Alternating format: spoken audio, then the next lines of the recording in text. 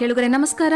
ಇವತ್ತಿನ ವನಿತಾ ವಿಹಾರ ಕಾರ್ಯಕ್ರಮಕ್ಕೆ ಆತ್ಮೀಯ ಸ್ವಾಗತ. ಕಾರ್ಪೊರೇಟ್ ಜಗತ್ತಿನಲ್ಲಿ ಶಿಸ್ತು, ಪಾರದರ್ಶಕತೆ ಮತ್ತು ಹೊಣೆಗಾರಿಕೆಯನ್ನು ಬಲಪಡಿಸುವಲ್ಲಿ ಪ್ರಮುಖ ಪಾತ್ರ ವಹಿಸುವ ವೃತ್ತಿಯೇ ಕಂಪನಿ ಸೆಕ್ರೆಟರಿ. ಈ ಕ್ಷೇತ್ರದಲ್ಲಿ 2 ದಶಕಗಳಿಗಿಂತ ಹೆಚ್ಚು ಅನುಭವವನ್ನ ಪಡೆದು ಕಾರ್ಪೊರೇಟ್ ಗವರ್ನೆನ್ಸ್, ಕಾನೂನು ಸಲಹೆ, ಇನ್ಸಾಲ್ವೆನ್ಸಿ ಮತ್ತು ಸಾಮಾಜಿಕ ಸೇವೆಯಲ್ಲಿ ತನ್ನದೇ ಗುರುತು ಮೂಡಿಸಿರುವವರು ಸಿಎಸ್ ದೇವಿಕಾ ಸತ್ಯನಾರಾಯಣ ಅವರು. ಐಸಿಎಸ್ಐ ಬೆಂಗಳೂರು ಚಾಪ್ಟರ್ನ ಮಾಜಿ ಅಧ್ಯಕ್ಷೆಯಾಗಿ ಸೇವೆ ಸಲ್ಲಿಸಿರುವ ಅವರು ಇವತ್ತು ವಿವಿಧ ವೃತ್ತಿಪರ ವೇದಿಕೆಗಳಲ್ಲಿ ಪ್ರೇರಣೆ ಹಾಗೂ ವಿದ್ಯಾರ್ಥಿಗಳಿಗೆ ಮಾರ್ಗದರ್ಶಕರಾಗಿ ಕೆಲಸ ಮಾಡ್ತಾ ಇದ್ದಾರೆ. ಹೆಣ್ಣು ಮಕ್ಕಳ ಶಿಕ್ಷಣ ಮತ್ತು ಸಬಲೀಕರಣದ ಕಡೆಗೂ ಸದಾ ಬದ್ಧತೆಯಿಂದ ಕೆಲಸ ಮಾಡ್ತಾ ಇರೋ ಅವರು ಸಮಾಜಮುಖಿ ಚಿಂತನೆಯೊಂದಿಗಿನ ವೃತ್ತಿಪರ ನಾಯಕಿಯಾಗಿದ್ದಾರೆ. ಇವತ್ತಿನ ಕಾರ್ಯಕ್ರಮದಲ್ಲಿ ನಾವು ಅವರ ಅನುಭವಗಳು, ಚಿಂತನೆಗಳು ಮತ್ತು ಪ್ರೇರಣಾದಾಯಕ ಜೀವನದ ಬಗ್ಗೆ ಮಾತುಕತೆ ನಡೆಸಲು ಅವರನ್ನ ಈ ಕಾರ್ಯಕ್ರಮಕ್ಕೆ ಸ್ವಾಗತ ಮಾಡೋಣ. ನಮಸ್ಕಾರ ದೇವಿಕಾ ಮೇಡಮ್. ನಮಸ್ಕಾರ ಆಶಾ ಅವ್ರಿಗೆ. ಒಂದು ವೃತ್ತಿಯನ್ನ ಸೆಲೆಕ್ಟ್ ಮಾಡುವಾಗ ಅದಕ್ಕೊಂದು ಟರ್ನಿಂಗ್ ಪಾಯಿಂಟ್ ಅಂತ ಇರುತ್ತೆ. ಸೊ ನಿಮ್ಗೆ ಕಂಪನಿ ಸೆಕ್ರೆಟರಿ ವೃತ್ತಿಯನ್ನೇ ನಿಮ್ಮ ಜೀವನದ ದಾರಿಯನ್ನಾಗಿ ಮಾಡ್ಕೋಬೇಕು ಅನ್ಸಿರೋ ಕ್ಷಣದ ಬಗ್ಗೆ ನಮ್ಮ ಕೇಳುಗರಿಗೆ ವಿವರಿಸ್ತೀರಾ? ನನ್ನ ಜರ್ನಿ ಸ್ಟಾರ್ಟ್ ಆಗಿದ್ದು ಆಸ್ ಅ ಟೀಚರ್. ನಮ್ಮ ತಾಯಿ ಅವರು ಆ ಕಾಲದಲ್ಲೇನೆ she was a double graduate. So teaching ಅನ್ನೋದು ನಮ್ಮ ಫ್ಯಾಮಿಲಿಯಲ್ಲಿ ಬಂದಿತ್ತು. So I started my journey as a teacher. Lecturer ಆಗಿ ಕೆಲಸ ಮಾಡ್ತಿರ್ಬೇಕಾದ್ರೆ ನನ್ನ ಮದ್ವೆ ಆಯ್ತು. ಎಲ್ಲೋ ಒಂದ್ ಕಡೆ ಇದು ಇಷ್ಟಕ್ಕೆ ನಿಲ್ಲಿಸಬಾರ್ದು ನನ್ನ ಜೀವನ, ಇನ್ನೂ ನನ್ನಲ್ಲಿ ಏನೋ ಒಂದು ಕೆಪಾಸಿಟಿ ಇದೆ, ಇನ್ನೂ ನಾನು ಓದ್ಬೇಕು ಅಂತ ಒಂದು ಬಹಳ ಆಸೆ ಇತ್ತು. ನಾವು ಚಿಕ್ಕವರಾಗಿದ್ದಾಗ ನಮ್ಮ ಮನೆಗಳಲ್ಲಿ ಆ ಕಾಲದಲ್ಲಿ ಹೆಣ್ಮಕ್ಳಿಗೆ ಜಾಸ್ತಿ ಓದಿಸಬಾರ್ದು ಅನ್ನೋದು ಒಂದು ಎಲ್ಲೋ ಒಂದ್ ಕಡೆ ಸ್ವಲ್ಪ ರೆಸ್ಟ್ರಿಕ್ಷನ್ಸ್ ಇರ್ತಾ ಇತ್ತು. ಹಾಗಾಗಿ ಮದ್ವೆ ಆದ್ಮೇಲೆ ಅಟ್ಲೀಸ್ಟ್ ಓದ್ಬೋದು ನಾನು ಅನ್ನೋ ಒಂದು ಆಸೆ ನನ್ನಲ್ಲಿ ಉಳಿದಿತ್ತು. ಮದ್ವೆ ಆದ ನಂತರ ನಾನು ಇಮಿಡಿಯೇಟ್ ಆಗಿ ನಾನು CA ಇಲ್ಲ CS ಇಲ್ಲ IAS ಮಾಡ್ಬೇಕು ಅಂತ ಬಹಳ ಆಸೆ ಪಡ್ತಿದ್ದೆ. ನಮ್ಮ ತಾಯಿ ಯಾವಾಗ್ಲೂ ಹೇಳ್ತಿದ್ರು, ಸರಸ್ವತಿ ಕೈಯಲ್ಲಿದ್ರೆ ಲಕ್ಷ್ಮಿ ತಾನಾಗೆ ಉಳಿತಾಳೆ ಅಂತ. ಸೊ ಅದು ನನ್ನ ಮೈಂಡ್ ಅಲ್ಲಿ ಬಹಳ it was like powerful message ಅದು. ಸೊ ಹಾಗಾಗಿ ನಾನು ಕೂತು ನೋಡಿದಾಗ ನನಗೆ CS ಅನ್ನೋದಲ್ಲಿರೋ ಒಂದು ಸಬ್ಜೆಕ್ಟ್ಸ್ ಆಗಿರ್ಬೋದು, ಲಾ ಒಂದು ಇದಿರ್ಬೋದು, ಪ್ರಿನ್ಸಿಪಲ್ಸು, ಅದ್ರದ್ದು ಒಂದು ಗೋಲ್ ಏನಾಗಿರುತ್ತೆ, ಇದೆಲ್ಲ ನೋಡಿದಾಗ ನನಗೆ ಬಹಳ ಇಷ್ಟ ಆಯಿತು. ಸೊ ಹಾಗಾಗಿ ನಾನು CS ನ ಚೂಸ್ ಮಾಡಿದೆ. ಮದುವೆ ಆಗಿ ಜಸ್ಟ್ 1 month ಒಳಗೇನೆ ನಾನು ಇಮಿಡಿಯೇಟ್ಲಿ ಎನ್ರೋಲ್ಡ್ ಫಾರ್ CS. ಮತ್ತೆ ನನ್ನ ಅದೃಷ್ಟಕ್ಕೆ ಪ್ಲಸ್ ಹಾರ್ಡ್ ವರ್ಕ್ಗೆ ಪ್ರತಿಯೊಂದು ಎಕ್ಸಾಮು ಫಸ್ಟ್ ಅಟೆಂಪ್ಟ್ ಅಲ್ಲೇ ಪಾಸ್ ಆಗಿ went on to become a CS in 2002. So ಈಗಿನ ಮಹಿಳೆಯರು ಕರಿಯರ್ ಮತ್ತೆ ಕುಟುಂಬದ ನಡುವೆ ಸಮತೋಲನ ಸಾಧಿಸುವ ಬಗ್ಗೆ ಹಲವಾರು ಪ್ರಶ್ನೆಗಳನ್ನ ಇಟ್ಕೊಂಡಿರ್ತಾರೆ. ಸೊ ನಾನು ಈ ಪ್ರಶ್ನೆನ ಇಲ್ಲಿ ಯಾಕೆ ಕೇಳ್ತಾ ಇದ್ದೀನಿ ಅಂದ್ರೆ, ನೀವು ಮದುವೆ ಆದ ತಕ್ಷಣ ಸ್ಟಡೀಸ್ ಚೂಸ್ ಮಾಡ್ಕೊಂಡ್ರಿ, ಕಂಪನಿ ಸೆಕ್ರೆಟರಿ ಓದಬೇಕು, ಆಮೇಲೆ ಕೆಲಸಕ್ಕೆ ಬರಬೇಕು ಅಂತ ಹೇಳಿ. ಸೊ ಅವರಿಗೆ ನೀವು ಏನು ಹೇಳಕ್ಕೆ ಇಷ್ಟಪಡ್ತೀರಾ ದೇವಿಕಾ? ಸೊ ಇವತ್ತಿನ ದಿವಸ ನೋಡಿದ್ರೆ ಸಾಕಷ್ಟು ಬದಲಾವಣೆಗಳಾಗಿದೆ. ಮತ್ತೆ ಹೆಣ್ಮಕ್ಳು 20-30 years ಎಗೋ ಹೇಗಿದ್ರು ಆ ಥರ ಇಲ್ವೇ ಇಲ್ಲ. ಈಗ ಎವ್ರಿಬಡಿ ಈಸ್ ಅವೇರ್, ನಾಲೆಜ್ ಅನ್ನೋದು ಬಂದಿದೆ. ನಾನು ಚೆನ್ನಾಗಿ ಓದಬೇಕು. ಇನ್ಫ್ಯಾಕ್ಟ್ ನೀವು ಯಾವುದೇ ಒಂದು ಎಕ್ಸಾಮ್ ನೋಡಿ, ಹೆಣ್ಮಕ್ಳೇ ಸಾಕಷ್ಟು ಮಾರ್ಕ್ಸ್ ತೊಗೊಂಡಿರ್ತಾರೆ, ಇಲ್ಲ ರ್ಯಾಂಕ್ಸ್ ತೊಗೊಂಡಿರ್ತಾರೆ. ನನ್ನ ಪ್ರಕಾರ ಎಜುಕೇಷನ್ ಇಸ್ ಮಸ್ಟ್. ಮತ್ತೆ ಮದುವೆ ಅನ್ನೋದು it is not the end of life or beginning of life, it is a part of life. It's just one of the chapters.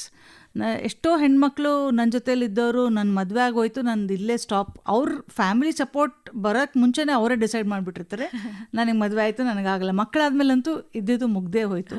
So ನಾನು ಅವ್ರಿಗೇನು ಹೇಳಲಿಕ್ಕೆ ಇಷ್ಟಪಡ್ತೀನಿ ಅಂದರೆ, ಎಕನಾಮಿಕ್ ಇಂಡಿಪೆಂಡೆನ್ಸ್ ಅನ್ನೋದು ಭಾಳ ಮುಖ್ಯ. ದುಡ್ಡು ನಾವೇ ದುಡಿಯೋ ಕೆಪಾಸಿಟಿ ನಮ್ಮಲ್ಲಿದ್ದಾಗ ವರ್ಕ್ ಲೈಫ್ ಬ್ಯಾಲೆನ್ಸ್ನ ಮಾಡಿಕೊಂಡು 100% ಚೆನ್ನಾಗಿ ಓದ್ಬೋದು, ಮತ್ತು ಒಂದು ಕೆಲಸದಲ್ಲಿ ನಾವು ಎಕ್ಸ್ಪರ್ಟ್ ಆಗ್ಬೋದು. ದೇವಿಕಾ ಅವರೇ, ಈಗ 2 decades ಹೆಚ್ಚಿನ ಅನುಭವ ನೀವು ಈ ವೃತ್ತಿಯಲ್ಲಿ ಹೊಂದಿದ್ದೀರಿ. ಈ ದೀರ್ಘ ಪ್ರಯಾಣದಲ್ಲಿ ನಿಮ್ಮನ್ನು ಮುನ್ನಡೆಸಿದ ವ್ಯಾಲ್ಯೂಸ್ ಬಗ್ಗೆ ಮಾತಾಡೋದಾದ್ರೆ? ವ್ಯಾಲ್ಯೂಸ್ ಅಂದ ತಕ್ಷಣ ಬರೋದೇ ನಮಗೆ ನಮ್ಮ ತಾಯಿ. Actually on women's day I lost her 2018. So it was very big coincidence ನನಗೆ. ಯಾಕಂದರೆ ಅಫ್ಕೋರ್ಸ್ ಎಲ್ಲ ಮಕ್ಕಳಿಗೂ ತನ್ನ ತಾಯಿ ರೋಲ್ ಮಾಡೆಲ್. ನಾನು ಭಾಳ ಚಿಕ್ಕ ವಯಸ್ಸಲ್ಲಿದ್ದಾಗೇ ಶಿ ಸ್ಟಾರ್ಟೆಡ್ ಇನ್ಸ್ಟಿಲಿಂಗ್ ದ ವ್ಯಾಲ್ಯೂಸ್. ಅವರು ಹಾಸಿಗೆ ಹಿಡಿದ್ರು, ನಾನಾ ಕಾರಣ ಹೆಲ್ತ್ ಇಶ್ಯೂಸಿಂದ ಅವ್ರಿಗೆ ಕರೆಕ್ಟ್ ಟ್ರೀಟ್ಮೆಂಟು ಸಿಗಲೇ ಇಲ್ಲ. ಸೊ 40 years ಅವರು ಹಾಸಿಗೆ ಹಿಡಿದಿದ್ರು. ಆದರೂ ಕೂಡ ಆ ಒಂದು ಸಿಂಗಲ್ ರೂಮಲ್ಲೇ ಇದ್ದು ಅವರು ನಮ್ಮ 3 ಮಕ್ಕಳನ್ನೂ ಅವರು with full of values, moral ethics, ಮತ್ತು ನೋ ಶಾರ್ಟ್ಕಟ್ ಟು ಸಕ್ಸಸ್, ಮತ್ತು ಇಂಟಿಗ್ರಿಟಿ. ಯಾರು ನೋಡಲಿ ಬಿಡಲಿ, ನೀವು ಮಾಡ್ತಾ ಇರೋ ವೃತ್ತಿ, ನೀವು ಮಾಡ್ತಾ ಇರೋ ಕೆಲಸ ಯಾರಿಗೂ ತೊಂದರೆನೂ ಆಗಬಾರ್ದು, ಮತ್ತು ಹಣದಕ್ಕೆ ನಾವು ಆಸೆ ಪಟ್ಟು ಅದರಿಂದ ಹೋಗಬಾರ್ದು. This was first from her. Second was from my father. ಅವರು HLL ವರ್ಕ್ ಮಾಡ್ತಾ ಇದ್ರು. ಎಷ್ಟು ಇತ್ತು ಅಂದರೆ ಅವ್ರಿಗೆ ಆಪರ್ಚುನಿಟೀಸ್ ಟು ಮೇಕ್ ಅಡಿಷನಲ್ ಮನಿ ಅಂತೀವಿ, but he never went behind it. He always said, work hard, ಕೆಲಸ ಕಷ್ಟಪಡಿ, ಚೆನ್ನಾಗಿ ಓದಿ ಕಷ್ಟಪಡಿ ಮುಂದೆ ಬನ್ನಿ ಇಷ್ಟೇ ಅವರು ಯಾವಾಗಲೂ. ಇನ್ಫ್ಯಾಕ್ಟ್ ಮದುವೆ ಆದಮೇಲೆ ನಾನು CS ಎಲ್ಲ ಮಾಡಿದ್ಮೇಲೆ ಲಾ ಮಾಡು ಅಂದರೆ ಅವ್ರಿಗೆ ಎಷ್ಟು ಇದಿತ್ತು ಅಂದರೆ ಎಜುಕೇಷನ್ನ ನೀವು ಒಂದು ಇಟ್ಕೊಂಡ್ರೆ, ನಿಮ್ಮ ವ್ಯಾಲ್ಯೂಸ್ನ ಜೊತೆಲಿ ಇಟ್ಕೊಂಡ್ರೆ you can be an achiever, you can top. So ಅದನ್ನು ಅವರಿಂದ ಬಂತು. ಸೊ ತಂದೆ ತಾಯಿ ಫಸ್ಟ್ ವ್ಯಾಲ್ಯೂಸ್ ನಮಗೆ ಹೇಳ್ಕೊಟ್ಟಿದ್ದು. ಮತ್ತು ಅಫ್ಕೋರ್ಸ್ ನನಗೆ ಇಬ್ಬರು ಗ್ರೇಟ್ ಬ್ರದರ್ಸ್ ಇದ್ದಾರೆ. ಮತ್ತು my husband, my son also, he is also become a guide to me. ಅಂದರೆ ಎಲ್ಲರಲ್ಲೂ ಒಂದು ನಾವು ಹೇಗಿರ್ತೀವೋ ಅದ್ರ ತಕ್ಕಂಗೆ ನಮ್ಮ ಅಟ್ಮಾಸ್ಫಿಯರ್ ಕೂಡ ರಿಯಾಕ್ಟ್ ಆಗುತ್ತೆ ಅಂತ ಹೇಳಲಿಕ್ಕೆ ಇಷ್ಟಪಡ್ತೀನಿ. ಸೊ ವ್ಯಾಲ್ಯೂಸ್ ಅನ್ನೋದು it is never ending.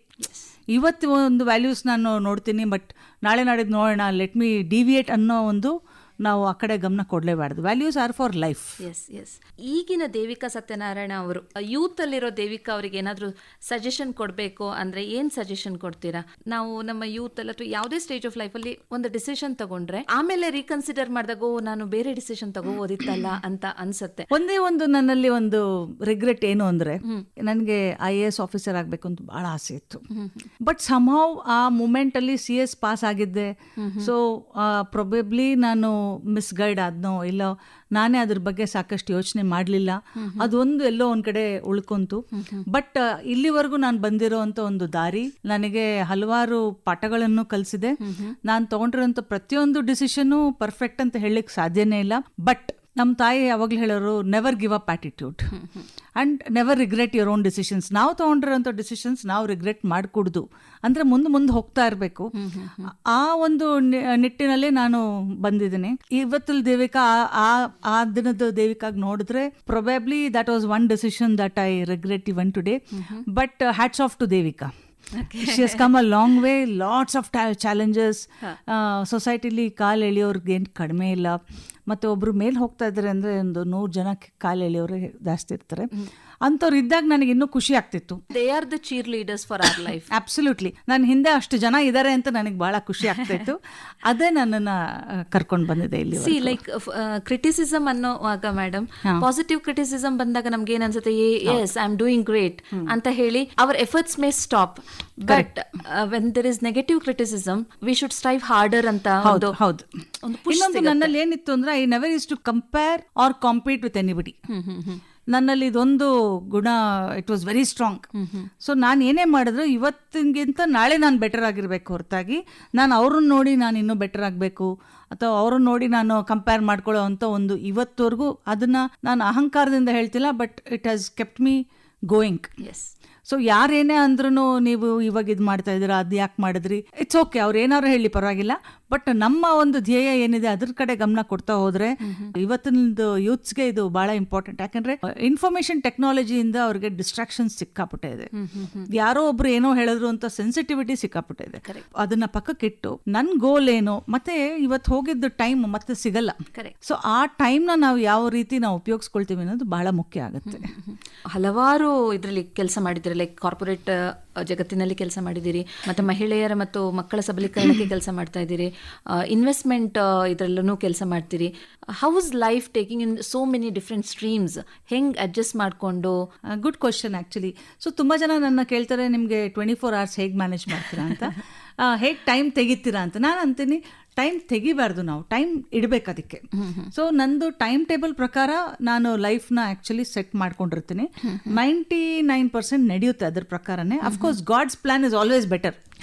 So ಎಲ್ಲೋ ಒಂದು ಕಡೆ ಅದು ನನ್ನ ಪ್ರಕಾರ ನಡೀದಿರುವಾಗ ಅದನ್ನು ನಾನು ದೇವ್ರಿಗೆ ನಾನು ಒಪ್ಪಿಸ್ತೀನಿ, ಇದನ್ನೇ ನೀನೇ ನೋಡ್ಕೊಳಪ್ಪ ಅಂತ.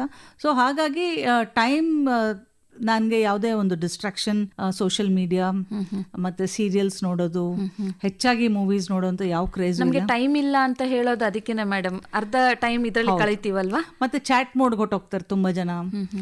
ಮತ್ತೆ ನಮ್ಮ ಕಾಲದಲ್ಲಿ ಏನಾಗ್ತಿತ್ತು, ನೇಬರ್ಸ್ ನಿಂತ್ಕೊಂಡು ಮಾತಾಡೋದೇ ಗಂಟೆಗಟ್ಟಲೆ ಆಗಿ ಹೋಗ್ತಿತ್ತು. ಇವಾಗ ಚಾಟ್ ಮೋಡಲ್ಲಿ ವರ್ಚುವಲ್ ಚಾಟ್ ಅಲ್ಲಿ ಇರ್ತಾರೆ. ನಾನು ಅವ್ರಿಗೆಲ್ಲ ಹೇಳೋದು ಇಷ್ಟೇ, ಅದಕ್ಕೊಂದು ಬೌಂಡ್ರಿ ಇಟ್ಕೊಳ್ಳಿ. You want to go and chat, keep it for 10 minutes 15 minutes, half an hour max. ಮತ್ತೆ ಯಾರಿಗೂ ಏನೋ ಒಂಚೂರು ಬೇಜಾರಾಗ್ಬಿಟ್ರೆ ದಿನಗಟ್ಟಲೆ ಬೇಕಾದ್ರೆ ಬೇಜಾರಲ್ಲೇ ಇರ್ತಾರೆ, ಇಲ್ಲ ಅವರ್ಸ್ ಟುಗೆದರ್ ರೂಮ್ ಬಾಗ್ಲು ಹಾಕೊಂಡು ಒಳಗಿರ್ತಾರೆ. So you are wasting your own precious time. ಜೀವನದ್ದು ಒಂದು ಮೇನ್ ಪರ್ಪಸ್ ಅನ್ನೋದು ಏನಿದೆ ಅನ್ನೋದನ್ನ ನಾವು ಕಂಡ್ಕೋಬೇಕು. ಮತ್ತೆ ಪ್ರತಿಯೊಂದು ನಿಮಿಷನೂ ನಾವು ಕರೆಕ್ಟಾಗಿ ಯೂಟಿಲೈಸ್ ಮಾಡಿಕೊಂಡ್ರೆ ದೆನ್ ಇವತ್ತು ನಾನು ಇಲ್ಲಿಗೆ ಬಂದಿದ್ದೀನಿ, ನನಗೆ ಗೊತ್ತು ಎಷ್ಟು ಟೈಮ್ ನಾನು ಇಲ್ಲಿರ್ತೀನಿ, ಒಂದು ಅಂದಾಜಲ್ಲಿ ಹಾಕೊಂಡು +- ಹಾಫ್ ಅನ್ ಅವರ್ 1 ಅವರ್ ಇಟ್ಕೊಂಡಿರ್ತೀನಿ. ಸೊ ಹಾಗೆ ಮಾಡಿದಾಗ life takes it's beautiful journey. Actually 24 hours ನನ್ನ ಪ್ರಕಾರ ಸೂಪರ್ ಆಗಿದೆ. ನಿಮಗೆ 32 hours ಕೊಟ್ಟಿದ್ರು ಜಾಸ್ತಿ ಅನಿಸ್ತಿರ್ಲಿಲ್ಲ, ಯಾಕಂದ್ರೆ ಅದಕ್ಕೆ ತಕ್ಕಂಗೆ ನಾವು ಅಷ್ಟೇ ಅಡಾಪ್ಟ್ ಆಗ್ತೀವಿ ಅಂತ ಹೇಳಲಿಕ್ಕೆ ಇಷ್ಟಪಡ್ತೀನಿ. ನೀವು ಲೀಡರ್ಶಿಪ್ ರೋಲಲ್ಲೂ ನಿಮ್ಮನ್ನು ನೀವು ತೊಡಗಿಸ್ಕೊಂಡಿದ್ದೀರಿ, ಜೊತೆಗೆ ಹೆಣ್ಣು ಮಕ್ಕಳ ಶಿಕ್ಷಣ ಮತ್ತು ಸಬಲೀಕರಣಕ್ಕೂ ಕೆಲಸ ಮಾಡಿದ್ದೀರಿ. ನಿಮ್ಮ ಅನುಭವದಲ್ಲಿ ಮಹಿಳೆಯರು ಇನ್ನೂ ಆ ಲೀಡರ್ಶಿಪ್ ರೋಲಿಗೆ ಬರಕ್ಕೆ ಏನಾದರೂ ಆಬ್ಸ್ಟಿಕಲ್ಸ್ ಇದೆ ಅಂತ ಅನ್ಸತ್ತಾ? ಓಕೆ, ನಾವೆಲ್ಲ ಕಡೆ ವಿಮೆನ್ ಎಂಪವರ್ಮೆಂಟ್, ಜೆಂಡರ್ ಈಕ್ವಾಲಿಟಿ ಅಂತೆಲ್ಲ ಮಾತಾಡ್ತೀವಿ. ಅಫ್ಕೋರ್ಸ್ ನಡೀತಾ ಇದೆ ಎಲ್ಲ ಕಡೆ, ಬಟ್ ನನ್ನ ಎಕ್ಸ್ಪೀರಿಯನ್ಸ್ ಅಲ್ಲಿ ಇನ್ನೂ ಸಾಕಷ್ಟು ಆಬ್ಸ್ಟಿಕಲ್ಸ್ ಇದೆ ಹೆಣ್ಮಕ್ಳಿಗೆ. ಇವಾಗ ನಮಗೆ ಒಂದು ರಜಾ ಬೇಕಿದ್ರೆ ಇಲ್ಲ ಅಪ್ರೈಸಲ್ಸ್ ಬೇಕಿದ್ರೆ ಆಫೀಸಲ್ಲಿ ನೋಡೋಂಥ, may be not for everybody, but this is out of my own experience. ಆಫೀಸಲ್ಲಿ ನೋಡೋವಂಥ ಒಂದು ರೀತಿ, ವಿಮೆನ್ಗೆ ಕೊಡೋವಂಥ ಒಂದು ಪ್ರಾಮುಖ್ಯತೆ ಪ್ಲಸ್ ಮೆನ್ಗೆ ಸಿಗೋವಂಥದ್ದು, there is still a slight bias ಇದೆ. I am very frank. But ಎಲ್ಲ ಕಡೆ ಇದೆ ಅಂತಲೂ ಹೇಳಲಿಕ್ಕಾಗಲ್ಲ. ಸೆಕೆಂಡ್ ಚಾಲೆಂಜ್ ನಾನು ಅನ್ಕೊಳ್ಳೋದು, ನಮ್ಮನ್ನು ನಾವೇ ಸ್ಟಾಪ್ ಮಾಡ್ಕೊತಾ ಇದ್ದೀವಿ. ಅಯ್ಯೋ ನಾನು ಹೆಂಗೆ ಕೇಳೋದು, ಅಥವಾ ನಾನು ಮುಂದುವರ್ಸೋದು, ಲೀಡರ್ಶಿಪ್ ರೋಲ್ ಬೇಕು ಅಂದಾಗ ನಾನು ಕೇಳಬಹುದಾ, ನನ್ನಲ್ಲಿ ಇದೆಯಾ capacity? Before we blame others we should blame our selfs. ನಮ್ಮಲ್ಲಿ ಆ ಕೆಪಾಸಿಟಿ ಇದೆ ಅಂತ ನಾವು ಧೈರ್ಯವಾಗಿ ಮುಂದೆ ಹೋದ್ರೆ ತಾನೆ ಅವರು ನಮ್ಮನ್ನು ರೆಸ್ಪೆಕ್ಟ್ ಕೊಡೋಕ್ಕೆ ಸಾಧ್ಯ ಆಗೋದು. ಸೊ ನಮ್ಮಲ್ಲಿ ಆ ಬೌಂಡ್ರಿ ನಾವು ತೆಕ್ಕೊಂಡು ಹೋದರೆ, ಪ್ಲಸ್ ಮನೆಯಲ್ಲಿ ಇನ್ನೊಂದು ಏನಾಗುತ್ತೆ, ನಾವು ತುಂಬ ಗಿಲ್ಟ್ ಫೀಲಿಂಗ್, ಒಂದು ಮಗುನ ಮನೇಲಿ ಬಿಟ್ಟು ಬಂದರೆ whole day we are feeling guilty. ಅದೊಂದು ಚಾಲೆಂಜ್ ಅನ್ಸ್ಬಿಟ್ಟಿದೆ. ಆ ಚಾಲೆಂಜ್ನ ನಾವು ಓವರ್ಕಮ್ ಮಾಡಿ ಡೆಲಿಗೇಟ್ ಮಾಡ್ಬೇಕು ಮನೇಲಿ. ಈ ಕಿಚನ್ ವರ್ಕ್ ಆಗಿರ್ಬೋದು, ಇಲ್ಲ ಮನೇದು ಎಷ್ಟೊಂದು ಕೆಲಸಗಳಿರುತ್ತೆ, ಇನ್ಕ್ಲೂಡಿಂಗ್ ಬಟ್ಟೆ ಒಣಗಾಕೋದು, ಸಿಂಪ್ಲೆಸ್ಟ್ ಥಿಂಗ್. ಅದನ್ನು ನಾವು ಯಾರಿಗಾರು ಹೇಳಿದ್ರೆ ಏನು ಅನ್ಕೊತಾರೆ ಅಂತ ನಾವು ಅನ್ಕೊಂತಿರ್ತೀವಿ. ಅದನ್ನೆಲ್ಲ ಡೆಲಿಗೇಟ್ ಮಾಡಿ, ನೀವು ಒಂದು ಹ್ಯೂಮನ್ ಬೀಯಿಂಗ್, ನಾವು ಒಂದು ಹ್ಯೂಮನ್ ಬೀಯಿಂಗ್ ಅಂತ ನಾವು ಡೆಲಿಗೇಟ್ ಮಾಡಿ ಆರಾಮಾಗಿದ್ದರೆ ಪ್ರೊಬಬ್ಲಿ ಈ ಆಬ್ಸ್ಟಕಲ್ಸ್ನೆಲ್ಲ ನಾವು ಪಾಸ್ ಮಾಡೋಕ್ಕೆ ಈಸಿ ಆಗುತ್ತೆ. ಮಹಿಳೆಯರಿಗೆ ಆರ್ಥಿಕ ಸ್ವಾವಲಂಬನೆ ತುಂಬ ಇಂಪಾರ್ಟೆನ್ಸ್, ಎಕನಾಮಿಕ್ ಫ್ರೀಡಮ್. ಸೊ ಯಾಕೆ ಮತ್ತು ಎಷ್ಟು important? So basically economic independence ಅನ್ನೋದು ಇದೇನು ಹೊಸತಲ್ಲ.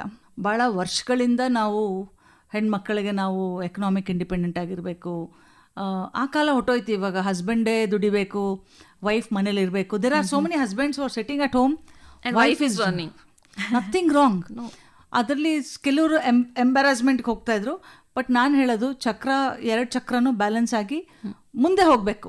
ಆ ಗಾಡಿ ಮುಂದೆ ಹೋಗೋದಕ್ಕೆ ಯಾವ್ದಾದ್ರು ಒಂದು ಚಕ್ರ ದುಡಿಯೋಕ್ಕೆ ಹೋಗುತ್ತೆ, ಒಂದು ಚಕ್ರ ಮನೇಲಿರುತ್ತೆ, ಅಥವಾ 2 ಚಕ್ರನೂ ಮನೇಲಿ ಹೆಲ್ಪ್ ಮಾಡಿ ಹೊರಗೆ ಹೋಗ್ತಾರೆ. ಎಕನಾಮಿಕ್ ಇಂಡಿಪೆಂಡೆನ್ಸ್ ಯಾಕೆ ಬೇಕು ಅಂದರೆ, ಒಂದು, ಎಲ್ಲ ಕಡೆನೂ ನಮಗೆ ಒಳ್ಳೆ ರೀತಿ ಫ್ಯಾಮಿಲಿ ಸಿಗಲ್ಲ, ಇನ್ಲಾ ಸಿಗಲ್ಲ, ಇಲ್ಲ ಹಸ್ಬೆಂಡ್ ಸಿಗಲ್ಲ.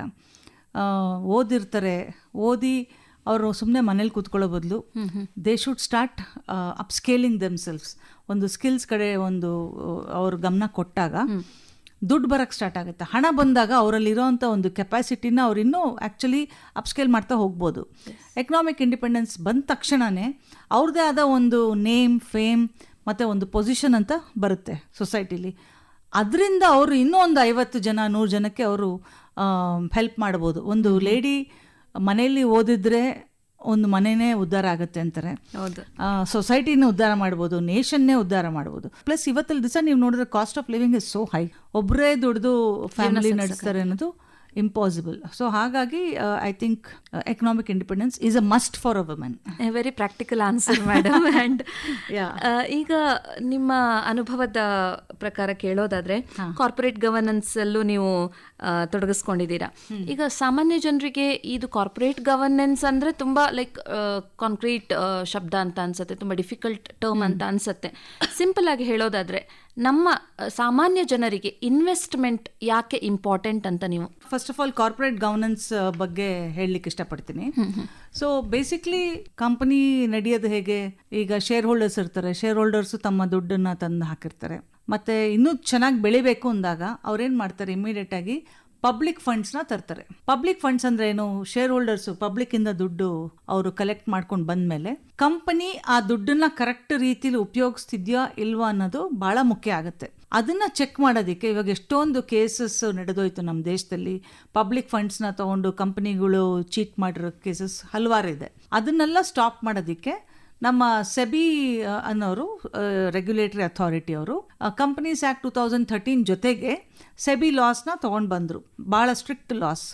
ಸೊ ನಾನು ಆ ಕೇಸ್ ಲಾಸ್ ಹೇಳಕ್ಕೆ ಇಷ್ಟಪಡಲ್ಲ, ಬಟ್ ಯು ಆಲ್ರೆಡಿ ನೋ ಎಷ್ಟೊಂದು ಕಂಪನಿಗಳು ನಮ್ಮ ದೇಶದಲ್ಲಿ ಪಬ್ಲಿಕ್ ಫಂಡ್ಸ್ನ, ಪಬ್ಲಿಕ್ ದುಡ್ಡನ್ನ ತೊಗೊಂಡು ಮೋಸ ಮಾಡಿದ್ದಾರೆ. ಎಷ್ಟೊಂದು ನಮ್ಮ lakhs and crores of rupees public funds ಹಾಳಾಗೋಗಿದೆ. ಸೊ ಕಾರ್ಪೊರೇಟ್ ಗವರ್ನೆನ್ಸ್ ಅಂದರೆ ಏನು? ಫಸ್ಟ್ ಆಫ್ ಆಲ್ ಗವರ್ನೆನ್ಸ್ ಅಂದರೆ ಒಂದು ಡಿಸಿಪ್ಲಿನ್. ಕಂಪನಿಲಿ ನುಡಿಗಳು ಸರಿ ಇದೆಯಾ? ಈಗ IPO ಅಂತೀವಿ, ಇನಿಷಿಯಲ್ ಪಬ್ಲಿಕ್ ಆಫರಿಂಗ್ ಆಯಿತು, ಇಷ್ಟು ಶೇರ್ಸ್ ಇಷ್ಟು ಇದಾಯಿತು ಅಂತ ಎಲ್ಲ ಹೇಳಬೇಕಾದ್ರೆ ಆ ಹಣನ ಆ ಕಂಪನಿ ಕರೆಕ್ಟ್ ರೀತಿಯಲ್ಲಿ ಉಪಯೋಗಿಸ್ಕೊಳ್ತಿದ್ಯಾ ಅನ್ನೋದು ನೋಡಬೇಕಾಗತ್ತೆ. ಅದನ್ನು ಸರ್ಟಿಫೈ ಮಾಡೋಕ್ಕೆ ನಮ್ಮ ಒಂದು ಪ್ರೊಫೆಷನ್ ಕಂಪನಿ ಸೆಕ್ರೆಟರಿ ಅಂತ ಬರುತ್ತೆ. ಕಾರ್ಪೊರೇಟ್ ಗವರ್ನೆನ್ಸಲ್ಲಿ ಸೆಕ್ರೆಟರಿಯಲ್ ಆಡಿಟ್ ಇರ್ಬೋದು, ಕನ್ಸಲ್ಟೆನ್ಸಿ ಇರ್ಬೋದು, ಮತ್ತು ಇದು ಬೋರ್ಡ್ ಆಫ್ ಡೈರೆಕ್ಟರ್ಸ್ ತೊಗೊಳ್ತಾ ಇರೋಂಥ ಡಿಸಿಷನ್ನು ಗೌರ್ಮೆಂಟ್ ರೂಲ್ಸ್ ಪ್ರಕಾರ ಇದೆಯಾ ಇಲ್ವಾ, ಇದನ್ನೆಲ್ಲ ನೋಡೋದಕ್ಕೆ ಕಾರ್ಪೊರೇಟ್ ಗವರ್ನೆನ್ಸ್ ಅನ್ನೋದು ಒಂದು ಟರ್ಮಿನಾಲಜಿ ಅಷ್ಟೇ. ಬಟ್ ಅದನ್ನ ನೀವು ನೋಡ್ತಾ ಹೋದರೆ ಇದು ಹೊಸತೇನಲ್ಲ, ಇದು 1956ಇಂದನೂ ಬಂದಿದೆ. ಇವಾಗ ಇನ್ನೂ ಸ್ಟ್ರಿಕ್ಟ್ ಆಗಿ ನಾವು ಅದನ್ನು ಫಾಲೋ, ಯಾಕಂದರೆ ಪಬ್ಲಿಕ್ ಫಂಡ್ಸ್ನ ನಾವೆಲ್ಲೂ ಮಿಸ್ಯೂಸ್ ಆಗದೇ ಇರಲಿ ಅನ್ನೋ ಒಂದು ದೃಷ್ಟಿಲಿ ಮಾಡ್ತಾ ಇದ್ದಾರೆ.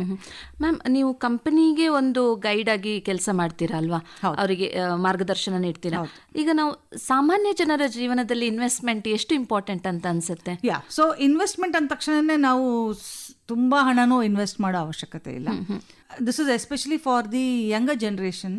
ಒಂದು ಸಣ್ಣ ಅಮೌಂಟಿಂದನೇ ಅವರು ಇನ್ವೆಸ್ಟ್ಮೆಂಟ್ ಮಾಡ್ತಾ ಹೋದರೆ, ಬಹುಶಃ ಈ ಫೈನಾನ್ಷಿಯಲ್ ಲಿಟ್ರಸಿ ಅನ್ನೋದು ನಾವು ಚಿಕ್ಕವರಾದಾಗ ಎಲ್ಲೂ ಇರಲಿಲ್ಲ. ನಾವು ಸಾಕಷ್ಟು ಬೇರೆ ಬೇರೆ ಸಬ್ಜೆಕ್ಟ್ಸ್ನ ಕಲ್ತ್ವಿ, ಬಟ್ ಇನ್ವೆಸ್ಟ್ಮೆಂಟ್ ಬಗ್ಗೆ ನಾವು ಅಷ್ಟು ನಮಗೆ ಮೆಂಟರಿಂಗ್ ಸಿಗ್ತಿರ್ಲಿಲ್ಲ. Correct. Today if you go, ನಾನೇ ಎಷ್ಟೊಂದು ಕಡೆ ನಾನು ರೀಸೆಂಟಾಗೂ ಬಾರ್ಡರ್ ಸೆಕ್ಯೂರಿಟಿ ಫೋರ್ಸಲ್ಲೂ ಫಿನಾನ್ಷಿಯಲ್ ಲಿಟ್ರಸಿ ಬಗ್ಗೆ ಮಾತಾಡಿದೆ. ಯಾಕೆ ಇಂಪಾರ್ಟೆಂಟು, ಇನ್ವೆಸ್ಟ್ಮೆಂಟ್ ಅಂದರೆ ಏನು. There is a stage where money should start working back for you. ನೀವು ಇಡೀ ಲೈಫ್ನ ನೀವು ವರ್ಕ್ ಮಾಡ್ತಿರ್ತೀರಾ, there is a stage where money will start working for you. That will happen ನೀವು ಇನ್ವೆಸ್ಟ್ಮೆಂಟ್ ಮಾಡಿದ್ರೆ. Patience and you need direction. ಎಲ್ಲಿ invest ಮಾಡ್ತಾ ಇದ್ದೀರಾ? ಇಸ್ ಇಟ್ ಆನ್ ಗೋಲ್ಡ್, ಇಲ್ಲ ಸಿಲ್ವರ್, ಇಲ್ಲ ನಿಮ್ಮ stock, share holding, anywhere you invest, you have to be aware ನೀವೇನು ಮಾಡ್ತಾ ಇದ್ದೀರಾ ಅಂತ. Don't get carried away by ಯಾರೋ ಏನೋ ಒಂದು ಅಡ್ವರ್ಟೈಸ್ಮೆಂಟ್ ಹಾಕಿದ್ದಾರೆ ಅಲ್ಲಿ ನಾನು ಇನ್ವೆಸ್ಟ್ ಮಾಡ್ತೀನಿ, ಹಂಗೆ ಹೋಗಬಾರ್ದು. ನಿಮ್ಮದೇ ಆದ ಒಂದು ಕಾಮನ್ ಸೆನ್ಸ್ ಯೂಸ್ ಮಾಡಿ ರೀಡ್. ಇವತ್ತಿನ ಜನ್ರೇಷನ್ ಓದ್ತಾ ಇಲ್ಲ, ಎಲ್ಲಾನು ಶಾರ್ಟ್ಕಟ್ಟಲ್ಲಿ ಯಾರೋ ಹೇಳಿದ್ರು, ಎಲ್ಲೋ ಇನ್ಸ್ಟಾಗ್ರಾಮಲ್ಲಿ ಬಂತು ಅಂತ they are trying to reel ನೋಡಿ ಅದಕ್ಕೆ ಹೋಗೋರು ಇದ್ದಾರೆ, ತುಂಬ ಜನ ಇದ್ದಾರೆ. ಹಾಗಾಗಿ ಅವರು ಇನ್ವೆಸ್ಟ್ ಅಂತ ಹೋಗಿದ್ದವರು ಅವ್ರಿಗೆ ಅದು ಲಾಸ್ ಆಗಿಬಿಟ್ಟಿರುತ್ತೆ. ಬಟ್ ಇನ್ವೆಸ್ಟ್ಮೆಂಟ್ ಯಾವುದಕ್ಕೆ? Even insurance is an investment. It could be your health insurance, it could be your life term insurance. ಇದೆಲ್ಲ ಒಂದು ನಿಮಗೆ ಏಜ್ ಆಗ್ತಾ ಆಗ್ತಾ definitely it will give back rewards to you. ಈಗ ಕಂಪನಿ ಸೆಕ್ರೆಟರಿ ವೃತ್ತಿಯನ್ನ ತಗೋಬೇಕು ಅಂತ ಅನ್ಕೊಳ್ಳೋ ಯುವ ಜನತೆಗೆ ನಿಮ್ಮ ಸಂದೇಶ ಏನು, ಸಲಹೆ ಏನು? First of all, company secretary ಅನ್ನೋದು ಇಟ್ಸ್ ಅ ಬ್ಯೂಟಿಫುಲ್ ಪ್ರೊಫೆಷನ್.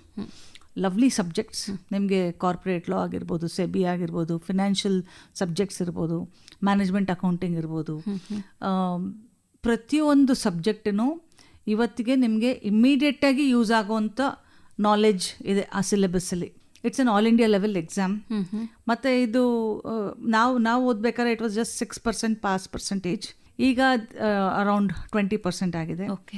ಯಾಕೆ CS ಅನ್ನೋದು ಇಂಪಾರ್ಟೆಂಟ್ ಅಂತ ಹೇಳಕ್ಕೆ ಹೋದರೆ, ವಿಕಸಿತ್ ಭಾರತ್ ಅಂತ 2047 ನಮ್ಮ ಪ್ರೈಮ್ ಮಿನಿಸ್ಟರ್ ಹೇಳ್ತಾ ಇದ್ದಾರೆ. World's 3rd largest economic country ಆಗಬೇಕು ಅಂತ ನಾವು ಆ ನಿಟ್ಟಿನಲ್ಲಿ ಇದ್ದೀವಿ.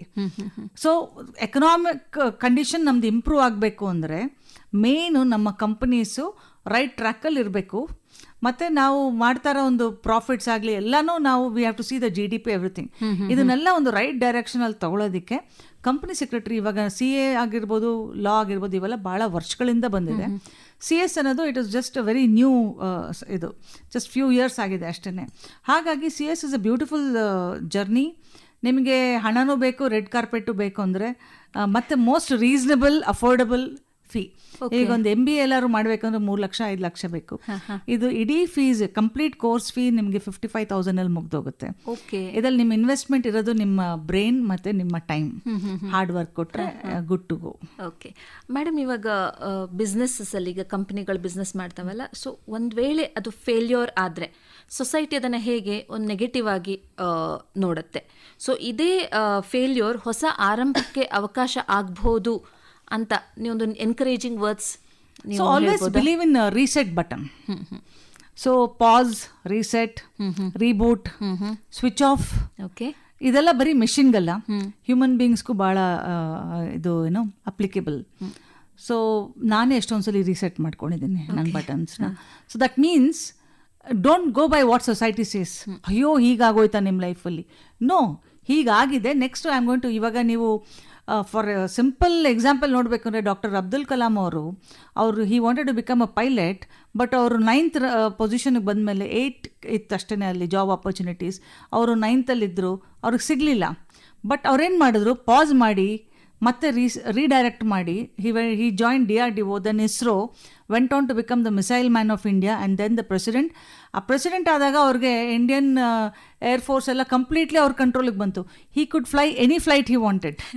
ಸೊ ನಮ್ಮ ಲೈಫಲ್ಲಿ ಕೆಲವು ಸಲ ಈ ಥರ ದುರ್ಘಟನೆ ಅಂತ ಹೇಳ್ತೀವಲ್ಲ, ಅದು ಆ್ಯಕ್ಚುಲಿ ಗಾಡ್ಸ್ ಪ್ಲ್ಯಾನ್. ಅದು ನಮ್ಮನ್ನು ಎಲ್ಲಿಂದನೋ ಅವರು ತೆಗೆದು ಇನ್ನೊಂದು ಕಡೆ ಅವರು ಪ್ಲ್ಯಾನ್ ಮಾಡ್ತಿರ್ತಾರೆ. ಆ ಪ್ಲ್ಯಾನ್ ಜೊತೆ ನಾವು ಹೋಗೋದು ಭಾಳ ಇಂಪಾರ್ಟೆಂಟ್. ತುಂಬ ಜನ ಡಿಪ್ರೆಷನ್ಗೆ ಹೋಗ್ತಾರೆ. ನಾನು ಹಲವಾರು ಕಡೆ ಇದೇ ಹೇಳ್ತೀನಿ, think, pass and reset and fight back. ಈ ಫೀನಿಕ್ಸ್ ಅನ್ನೋ ಬರ್ಡ್ ಇದೆಯಲ್ಲ, it comes out of the fire. ಆ ಥರ ನಮ್ಮಲ್ಲಿ ಆ ಕಿಚ್ ಅನ್ನೋದು ಲೈಫ್ ಲಾಂಗ್ ಇರಬೇಕು. ಎಸ್ ಮೇಡಮ್, ನೀವು ಮಹಿಳಾ ಸಬಲೀಕರಣಕ್ಕೂ ಅನೇಕ ಕೆಲಸಗಳನ್ನು ಮಾಡಿದ್ದೀರಾ, ಅವಾರ್ಡ್ಗಳನ್ನು ತಗೊಂಡಿದ್ದೀರಾ. ಈಗ ಸಮುದಾಯದ ಆರ್ಗನೈಸೇಷನ್, ಸಂಘಟನೆಗಳು ಮಹಿಳಾ ಸಬಲೀಕರಣದಲ್ಲಿ ಯಾವ ರೀತಿ ರೋಲ್ ಪ್ಲೇ ಮಾಡುತ್ತೆ? ಅದು ನೆಸೆಸರಿ ಇದೆಯಾ ಯೂನಿಯನ್ಸ್? ಸೊ ಬೇಸಿಕಲಿ ನಾನು ಯೂನಿಯನ್ಸ್ಗಿಂತ ಹೆಚ್ಚಾಗಿ ನಾನೊಂದು ಮಹಿಳಾ ಸಮಾಜಕ್ಕೆ ಅಧ್ಯಕ್ಷನಾಗಿ ಕೆಲಸ ಮಾಡಿದ್ದೆ. ಅದರಲ್ಲಿ ನಾನು ಕಂಡಿದ್ದು ನಮಗೊಂದು ಐ ಓಪನರ್. ಅದು ಎಷ್ಟು ಜನ ಹೆಣ್ಮಕ್ಳು ಯಾವ್ಯಾವ ಸ್ಥಿತಿಲಿದ್ದಾರೆ, ಅವರಲ್ಲಿ ಏನು ಕೆಪಾಸಿಟಿ ಇದೆ, ಅವ್ರಿಗೆ ವೊಕೇಶನಲ್ ಟ್ರೈನಿಂಗ್ ಕೊಡ್ಬೋದಾ, ಮತ್ತು ಅವ್ರಿಗೆ ಅಟ್ಲೀಸ್ಟ್ ಇವಾಗ ನೀವು ನಾರ್ತ್ ಕರ್ನಾಟಕ, ತೇರ್ದಾಳ ಆ ಕಡೆ ಎಲ್ಲ ಹೋದರೆ, ಗುಲ್ಬರ್ಗ, ಬೀದರ್ ಸೈಡೆಲ್ಲ ಹೋದರೆ ಹೆಣ್ಮಕ್ಳು ಭಾಳ ಕಷ್ಟದಲ್ಲಿದ್ದಾರೆ. 10 ರೂಪಾಯಿ 20 ರೂಪಾಯಿ ಅವರು ದುಡಿಯೋಕ್ಕೆ ಇಡೀ ದಿನ ಕಷ್ಟಪಡ್ತಿರ್ತಾರೆ. ಸೊ ನಾನು ಮಹಿಳಾ ಸಮಾಜದಲ್ಲಿ ಅಧ್ಯಕ್ಷನೇ ಆದಾಗ ನಾನು ಮೇನ್ ಫೋಕಸ್ ಮಾಡಿದ್ದು education for the girl child. So ನಾನೇ ನನ್ನ ಒಂದು ಕೆಪಾಸಿಟಿಲಿ ಒಂದು 3-4 ಜನ ಮಕ್ಕಳನ್ನ ಅಡಾಪ್ಟ್ ಮಾಡಿ, ಎಜುಕೇಷನ್ಗೆ ಅಂತಲೇ ಅಡಾಪ್ಟ್ ಮಾಡಿ ಅವ್ರನ್ನ ಡಿಗ್ರಿ ಹೋಲ್ಡರ್ಸ್ ಆಗೋವರೆಗೂ ನಾನು ಅವ್ರ ಜೊತೆಲಿದ್ದೆ. ಇನ್ಫ್ಯಾಕ್ಟ್ ನೆನ್ನೆ ಒಬ್ಬರು ಬಂದು ನನಗೆ ಅವ್ರದ್ದು ಮದುವೆ ಇನ್ವಿಟೇಷನ್ ಕೊಡಕ್ಕೆ ಬಂದಿದ್ರು. She is now a doctor, Ayurvedic doctor. ನನ್ನ ಕೈಲಾಗಿತ್ತು. So I am not a millionaire. So ನಮ್ಮಲ್ಲಿರೋ ಒಂದು 100 ರೂಪಾಯಲ್ಲಿ ಒಂದು 10 ರೂಪಾಯಿ ಅಂತ ನಾವು ಸೋಷಿಯಲ್ ಕಾಸ್ಗೆ ಇಟ್ಟರೆ ಡೆಫಿನೆಟ್ಲಿ ಅವರು they come up in life. ಅವರು ನೆಕ್ಸ್ಟ್ ಇನ್ನೊಂದು 10 ಜನಕ್ಕೆ ಸಹಾಯ ಮಾಡೋಕ್ಕೆ ಹೆಲ್ಪ್ ಆಗುತ್ತೆ. ಈ ಸಂಘಟನೆಗಳಿಂದ ನಮಗೇನು ಉಪಯೋಗ ಆಗುತ್ತೆ ಅಂದರೆ, ನಾವು ಜನಗಳನ್ನ ಮೀಟ್ ಮಾಡ್ತೀವಿ, ಅಲ್ಲಿರೋ ಅವ್ರಿಗೂ ಒಂದು ಅವಕಾಶ ಕೊಟ್ಟಂಗೆ ಆಗುತ್ತೆ ನಮ್ಮನ್ನು ಮೀಟ್ ಮಾಡೋದಕ್ಕೆ. ಇಲ್ಲಾಂದರೆ ಅವ್ರು ನಮ್ಮನ್ನು ಮೀಟ್ ಮಾಡೋಕ್ಕೆ ಅವ್ರಿಗೆ ಚಾನ್ಸಸ್ ಸಿಗಲ್ಲ. ಸೊ ಸಂಘಟನೆಗಳು ಭಾಳ ಮುಖ್ಯ. ಮತ್ತು ಎಸ್ಪೆಷಲಿ ವಿಮೆನ್ನೆಲ್ಲ ನಾವು ಜೊತೆಗೆ ಸೇರಿ ಒಂದು ಕಮ್ಯುನಿಟಿ ಬೇಸ್ಡ್ ಇರ್ಬೋದು, anything, it can be anything. ಅದರಲ್ಲಿ ನಾವು ವೊಕೇಶ್ನಲ್ ಟ್ರೈನಿಂಗ್, ಇಲ್ಲಾಂದರೆ ಅವ್ರಿಗೆ ಮುಂದೆ ಬರೋದಕ್ಕೆ ಏನಾದ್ರು ನಾವು ಒಂದು ಸಹಾಯ ಮಾಡಿದ್ರೆ, ಲಿಂಕ್ ಕೊಟ್ಟರೆ. ಇಲ್ಲಾಂದರೆ ನೀವು ಹಳ್ಳಿ ಕಡೆ ಹೋದರೆ ಮಹಿಳೆಯರು, ಅವ್ರಿಗೆ ಎಲ್ಲಿಂದ ಲಿಂಕ್ ಸಿಗುತ್ತೆ ಪಾಪ? ನೆಟ್ವರ್ಕ್ ಅಂದರೆ ಅವ್ರಿಗೇನು ಗೊತ್ತೇ ಇರಲ್ಲ. ನಾವು these unions act as a voice for women ಅಲ್ಲ? ಡೆಫಿನೆಟ್ಲಿ. ಪ್ಲಸ್ ಮಧ್ಯದಲ್ಲಿರೋರಿಗೆ ಅದೊಂದು ಮನೋಭಾವನೆ ಇರಬೇಕು, ನಾನು ಈ ಒಂದು ಕ್ಯಾಟಗರಿಗೆ ನಾನು ಹೆಲ್ಪ್ ಮಾಡ್ತೀನಿ ಅಂತ. ಮಾಡಿದಾಗ they will remember you for life. ಅವ್ರು ಕೊಡೋಂಥ ಒಂದು ಪ್ರೀತಿ ಆಗಿರ್ಬೋದು, ಒಂದು ರೆಸ್ಪೆಕ್ಟ್ ಆಗಿರ್ಬೋದು, it will stay with you and that is how you give back to society ಅಂತ ನಾನು ಹೇಳಲಿಕ್ಕೆ ಇಷ್ಟಪಡ್ತೀನಿ. ದೇವಿಕಾ ಅವರೇ, ನಿಮ್ಮ ಮಾತುಗಳಲ್ಲಿ ನಾವು ಬರೀ ನಿಮ್ಮ ವೃತ್ತಿ ಪ್ರಯಾಣವಷ್ಟೇ ಕೇಳಲಿಲ್ಲ, ನೀವು ಅಳವಡಿಸಿಕೊಂಡಿರುವ ಮೌಲ್ಯಗಳು, ಹೊಣೆಗಾರಿಕೆ ಮತ್ತು ಸಮಾಜದ ಕಡೆಗಿನ ನಿಮ್ಮ ರೆಸ್ಪಾನ್ಸಿಬಿಲಿಟಿನೂ ನಿಮ್ಮ ಸ್ಟೋರಿಯಲ್ಲಿ ನಾವು ಕೇಳಿದ್ವಿ. ಇವತ್ತು ಕಾರ್ಪೊರೇಟ್ ಜಗತ್ತಿನ ಯಶಸ್ಸನ್ನು ಸಾಧಿಸೋದರ ಜೊತೆಗೆ ಸಮಾಜಕ್ಕೆ ಮರಳಿ ಏನನ್ನು ಕೊಡ್ಬೋದು ಅನ್ನೋ ಮನೋಭಾವ ಮತ್ತು ಅದು ಎಷ್ಟು ಮಹತ್ವದ್ದು ಅನ್ನೋದ ನಿಮ್ಮ ಅನುಭವದಲ್ಲಿ ನಮಗೆ ತಿಳಿಯುತ್ತೆ. ಇಂಥ ಪ್ರೇರಣಾದಾಯಕ ವಿಚಾರಗಳನ್ನು ನಮ್ಮೊಂದಿಗೆ ಇವತ್ತು ಹಂಚ್ಕೊಂಡಿದ್ದೀರಾ. ಕಾರ್ಯಕ್ರಮದಲ್ಲಿ ಭಾಗವಹಿಸಿದ ತಮಗೆ ಧನ್ಯವಾದಗಳು. ನಮಸ್ಕಾರ. Thank you so much. ನಿಮಗೂ ಕೂಡ ನಮಸ್ಕಾರ. ಮತ್ತು ನನ್ನನ್ನು ಕರೆದಿದ್ದಕ್ಕೆ ನಾನು ಭಾಳ ಸಂತೋಷವಾಗಿದ್ದೇನೆ. ಎಲ್ರಿಗೂ ಒಂದು ಲಾಸ್ಟ್ ಮಾತು ಏನು ಹೇಳೋಕ್ಕೆ ಇಷ್ಟಪಡ್ತೀನಿ ಹೆಣ್ಮಕ್ಳಿಗೆ ಅಂದರೆ, ನೆವರ್ ಗಿವ್ ಅಪ್, ಬಿಡಬೇಡಿ. ಆ ಒಂದು ವಿಲ್ ಪವರ್ ಅನ್ನೋದನ್ನು ಲಾಸ್ಟ್ ಬ್ರೆತ್ವರೆಗೂ ಇಟ್ಕೊಳ್ಳಿ. ಓಕೆ. ಸೊ ನಿಮ್ಮ ಕನಸುಗಳನ್ನು ನಂಬಿ, ನಿಮ್ಮ ಸಾಮರ್ಥ್ಯವನ್ನು ಗುರುತಿಸಿ ಧೈರ್ಯವಾಗಿ ಮುಂದೆ ನಡೀರಿ ಅಂತ ನಮ್ಮ ಶ್ರೋತೃಗಳಿಗೆ ಹೇಳ್ತಿದ್ದೀರಿ. ಖಂಡಿತ. Thank you so much. Thank you so much. ನಮಸ್ಕಾರ. ನಮಸ್ತೆ.